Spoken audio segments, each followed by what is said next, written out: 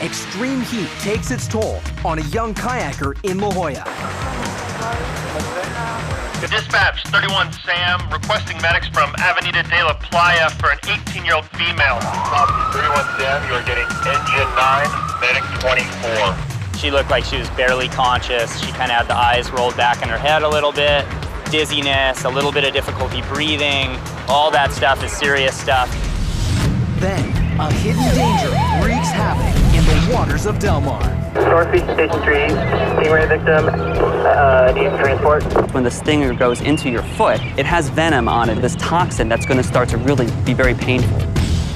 And when the wind changes for the worse at Black's Beach, lifeguards race to save a downed paraglider. This person fell from approximately 200 feet, so very likely they could have a spinal injury. Yes, fine. In San Diego, the temperature is often regulated by an inbound sea breeze.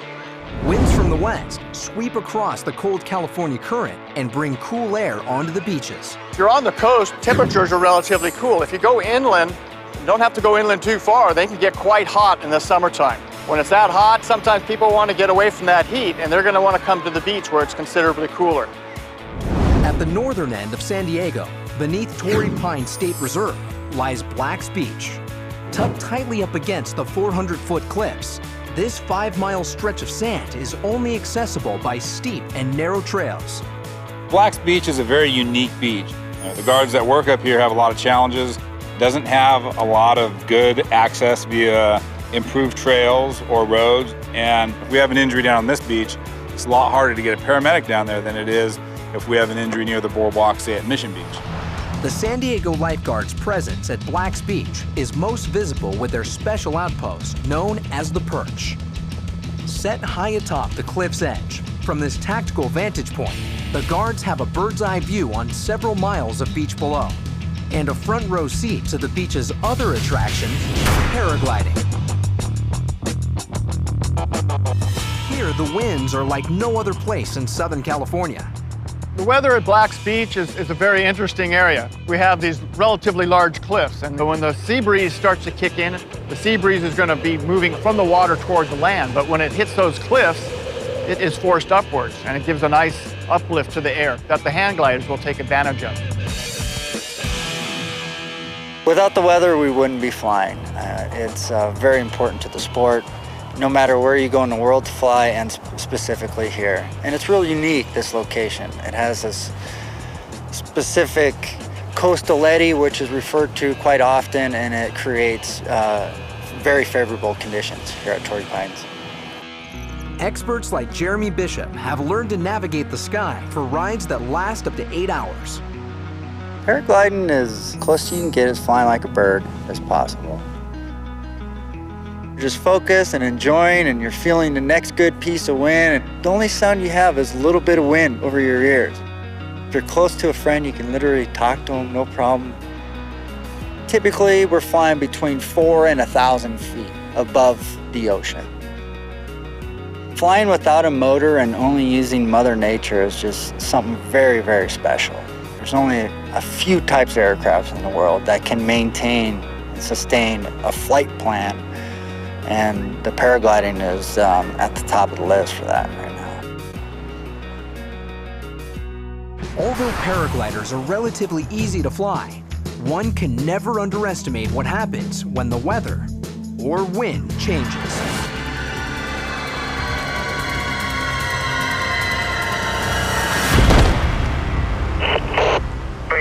Hang glider fall approximately 200 feet. He's on the Citizens Trail right now. Lifeguard Jason Yeager witnessed the unthinkable.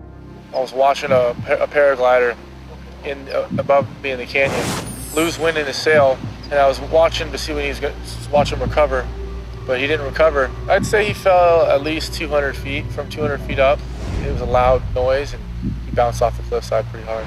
Lifeguard Yeager rushed up to the victim, climbing in an area he'd known his entire life. I grew up here in La Jolla, University City area. Went to University City High School, played every sport there is. Was heavily involved in basketball, Pop Warner. And then I started realizing that I was more of a water type of guy. So I got into water polo and swim.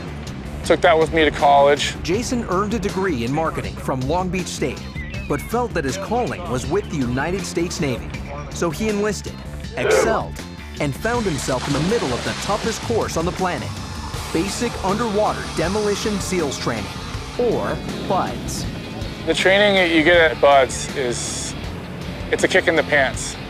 It pushes your limits, not only physically, but mentally as well. I mean, you don't get much sleep. And after going through something like that, nothing else really seems that difficult. Unfortunately for Jason, during the 24-week training, his dream of becoming a Navy SEAL suffered a tragic fate. I was injured out. I had some nerve damage in my neck, compressed some discs. The injuries he sustained ended Jason's path to the Navy SEALs, but the La Jolla, California native was driven to serve. So he joined the San Diego Lifeguards and became a part of the elite crew that patrol the demanding Black's Beach. Kayaker immediately calls the accident into La Jolla Shore's main tower, then scrambles to aid the victim. When I got to the victim, I couldn't see any broken bones, but he had severe chest and back pain, and he had loss of consciousness, and he was coughing up blood. Well, after doing an initial assessment on his limbs, I couldn't find any broken extremities, and I saw some major bruising on his lumbar area on his back, and I figured maybe he had some traumatic injuries internally. Lifeguard Sergeant Troy Keach is at La Jolla Shores when the call comes in. Drove up here, code 3, and in the way, we try to get everything going. I got units coming from all over the city, fire units, and I've also got a fire helicopter responding. Number 2, go ahead. We had a hang glider fall approximately 200 feet, so we're going to be requesting you to head that direction. And I'll establish command once I get on scene. You 8 minutes. That's definitely a code 3 fall, and I'm thinking the worst. I think somebody's going to be dead. Meanwhile, 3 miles south at La Jolla Shores, the inland heat wave continues to bring people to the beach. But a lack of strong winds on the coast has also turned up the temperature at La Jolla Shores. It's been really hot, and it's Sunday, and it's midday, and there's some surf. There's about 1 million people on the beach. When you get lots of kayaks going out, lots of surfers, lots of swimmers, waders, people hanging out on the beach, then eventually something's going to happen. Lifeguard Hodel's words prove to be correct. As the heat wave continues to beat down, an 18-year-old female kayaker has returned to the beach complaining of exhaustion. 10 minutes earlier, her kayak had capsized at sea. The extreme heat and trauma of the accident has left the woman in bad shape on the beach. What do you feel like right now? We're driving south, and one of the kayak guides flagged us down, and he said that there was a girl that was brought in from her tour that was potentially dehydrated. Yeah, our pulse is super fast. It's like your chest and your legs, what? Feels numb. Given the victim's condition, Lifeguard Sergeant Ben Lewis radios dispatch. Dispatch 31 Sam, requesting medics from Avenida de la Playa for an 18-year-old female. She's alert and oriented ×4. Her chief complaint is exhaustion and tingling in her extremities after kayaking. She's in mild status. 31 Sam, you are getting engine 9, medic 24. With several minutes before paramedics arrive, lifeguards will put their EMT training to the test to keep the victim stable. Immediately when we saw her, it was pretty clear that it was going to be something really serious.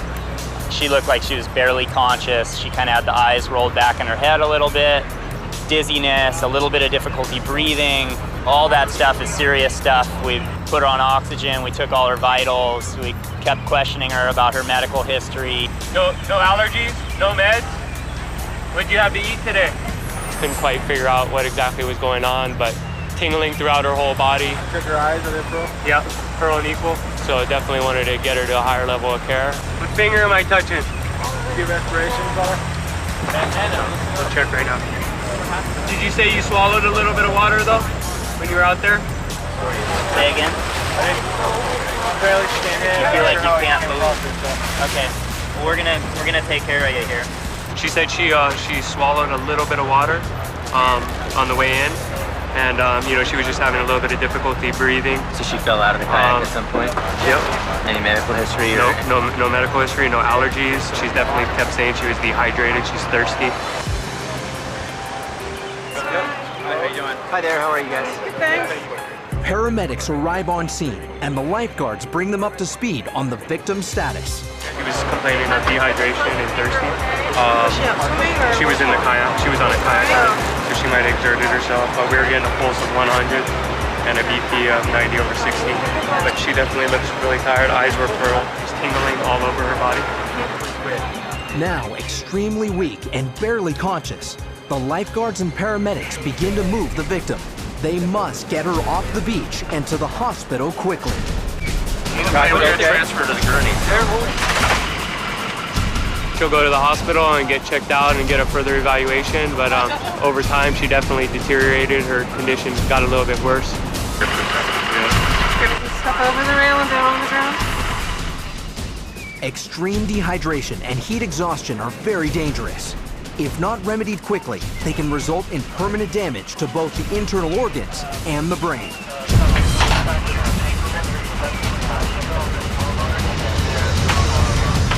Meanwhile, 3 miles north of La Jolla Shores at Black's Beach, lifeguards are responding to a paraglider accident in the steep cliffs.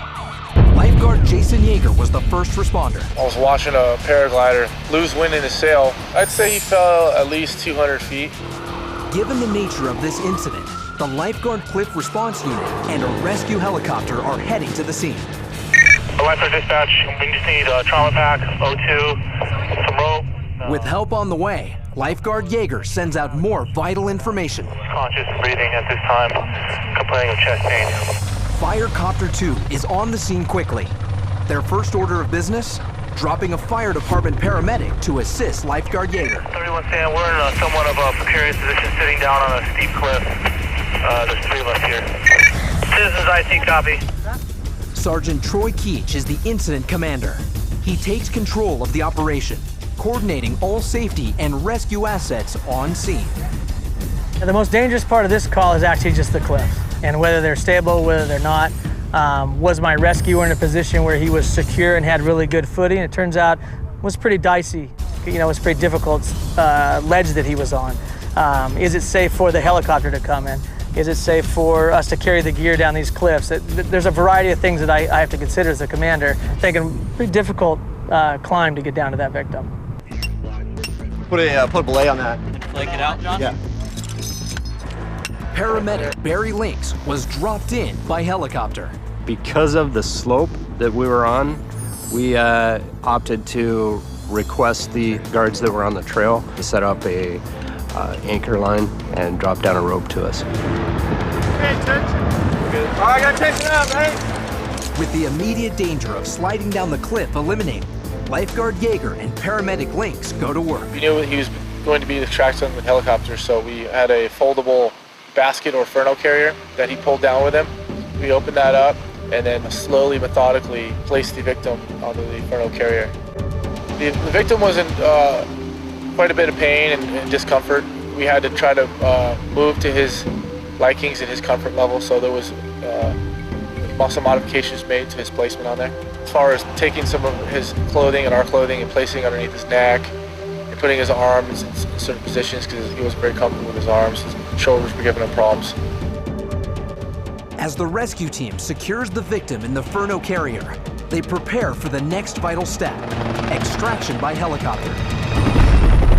As soon as we got him on the ferno carrier and stabilized, the helicopter made a re-entrance into the canyon. But this extraction is fraught with danger. Crew Chief Tim O'Malley operates the winch that will hoist the paramedic and victim off the cliffside. As we fly into these areas, the winds are unpredictable. It's unlike, the rolling terrains of mountains or the backcountry areas. This is a very steep, sharp cliff edge. So the winds act differently. It's something that we've become accustomed to and we've trained for, but it presents an additional challenge.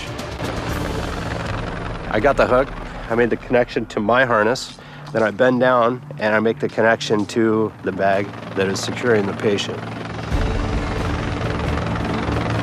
As As they take off, the victim and paramedic dangle 185 feet below the helicopter. Paramedic Lynx does his best to put the victim at ease. As we were coming up the hoist, I was talking to the patient and reassuring them. It's often, you know, a pretty scary experience. With no time to waste, the rescue helicopter departs instantly for the trauma center. Traveling at 40 miles per hour, Paramedic Lynx and the victim are carefully hoisted up to the moving helicopter. Using this advanced maneuver while en route to the hospital saves precious time for the victim. Meanwhile, back at the site of the accident, Sergeant Troy Keach still has work to do. When the helicopter lifts off, I want to make sure that all of my lifeguards are okay. I'm also concerned about, on this particular call, that the guy's wife and son were down on the beach somewhere, and I wanted to be able to find them and let them know what happened so, you know, we can get his family with him up to the hospital. The victim was a German tourist. His wife and son had made their way up from the beach to see the rescue. Only then did they find out the victim was no stranger. From Germany? Germany? Yes. Who's from Germany? Yes. Okay. Okay. So you were at the hospital. Who's talking? You're at the hospital. So let's go. Let's walk up top.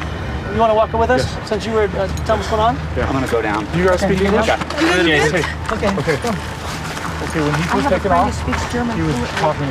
Okay. He's okay. For now. He was taken off the flight and his hang glider crashed. Yes. And the helicopter took him to the hospital. Yes. He's at Scripps La Jolla. So we'll go up there and we'll talk to the paramedics. The victim arrived at Scripps La Jolla Hospital within 5 minutes and was rushed to the trauma center while his wife and son were escorted to the hospital by police.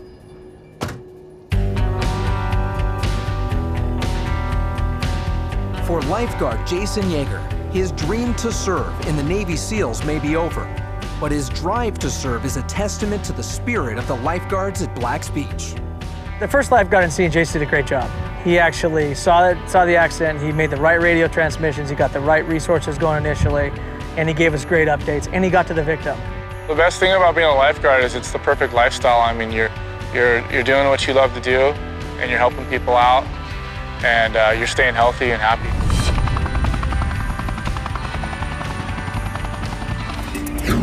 Sheltered by an offshore canyon, Del Mar, California hosts a beautifully protected 2-mile strip of beach that attracts thousands of people each year. Del Mar has its own unique weather pattern. Mostly you have a gentle sloping beach. The waves don't get too big there. But these calm coastal waters also attract something else. Stingrays. The stingrays can be found all over the beaches in San Diego and Southern California, but there are certain hot spots. And beaches between Del Mar and La Jolla record hundreds of stingray incidents each year. Typically stingrays like very calm, shallow water. In the shoal, stingrays are free to congregate and hunt for small crustaceans, while being able to avoid many of their natural predators. Unfortunately, these are the same areas where beachgoers like to wade and swim. North Beach Station 3, stingray victim, need transport. 7-4, Route 9 will be en route. Where were you at when you stepped on this? Dude, I was probably 4 feet out. Right out here? Yeah. What we had was a male who stepped on a stingray, received a small laceration to the foot. Yeah, that's too much blood for shit, right? In Del Mar, we tend to get at least 3, maybe 3 stingrays plus a day. So stingrays are relatively common. Southern California is home to a variety of ray species, but it's the tiny, round stingray that packs the biggest punch. Measuring on average only 10 inches across, this little creature has developed an extremely effective defense mechanism. Typically, this ray likes to bury itself in the sand, and it does that for protection. But unfortunately, because it's partially buried, it's very hard to see. So if a beachgoer comes out and happens to step on one, it's going to trigger a reflex to cause the tail to swing up, and the tail is where the stinger is located, the spine. And this spine, it has venom on it, and so, of course, when the stinger goes into your foot, it's not only the physical pain from the barb going in, but it's also this toxin that's going to start to really be very painful. Many people describe stingray wounds as feeling like 10 bee stings all at once. But the pain from a sting can vary from mild to extreme, and is generally associated with the deepness of the wound and one's own pain tolerance. Often, victims won't feel the full effect of the sting right away, so it's important for lifeguards to treat the wound before the pain increases. It's really case by case. Some people are in here for a half an hour, some people are in here for a few hours. The most common treatment for a stingray sting is to immerse the wound in very hot water, as hot a temperature as you could possibly stand. And that's because the toxin that comes from the stingray is made of a protein. And by exposing it to very hot temperatures, you're breaking down that protein so that it's no longer active and it's no longer able to really hurt you. So you're probably the first of a few to come here today, so. Stingrays are generally very docile. Whenever they sting a person, it is never an attack. It is never done on the offensive. It's always done in defense. And so the best way to avoid being stung by a stingray is to shuffle your feet. If you're shuffling, dragging your feet, kicking sand in front of you as you're walking, you're going to scare away the stingray. It's going to move away very, very quickly, as opposed to just, say, marching on the sand where you could definitely step on one, and if you step on their back, you're going to trigger that reflex and have them come up and sting you.